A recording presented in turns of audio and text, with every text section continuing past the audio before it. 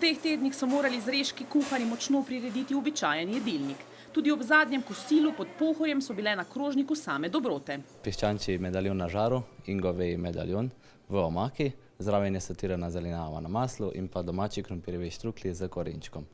Jedilnike so sestavili kar na Košarkarski zvezi Slovenije. Priboljški so se na njih znašli le redko. Vse je nekako bolj na pristni prehrani in na čim manj teh dodatkov in maščobe in pa seveda sladkarij čim manj ne. Da o kozarcu rujnega ne govorimo. Španci imajo svojega sponzora, eno pivovarno, ki potem deluje tudi kot njihov sponzor in lahko tudi pri večeri spijo vsakeno pivo. Naši pa ne.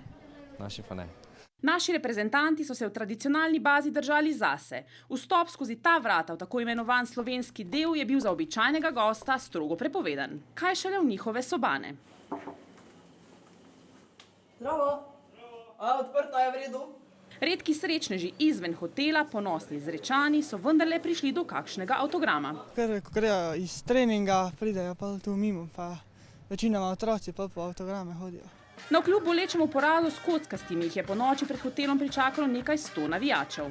Nočna godba naših košarkarjev ni zmotila, saj tudi sicer očesa ne zatisnejo dolgo v noč. Gledamo lučke, še kar gorijo tudi ob 2 zjutraj. Potem pa v postelje, ki so seveda prilagojene visokim gostom. Naše postelje so že v štartu z 2,10 m. Sicer pa mislim, da bolj po diagonali spijo. V 2 nadstropjih, ki jih je okupirala slovenska izbrana vrsta, so se košarkarji v prostih trenutkih kratkočasili s PlayStationom. O prostih dnevih sproščeni, pred tekmami nekoliko napeti. Podobno kot mnogi Slovenci pred televizijskimi zasloni.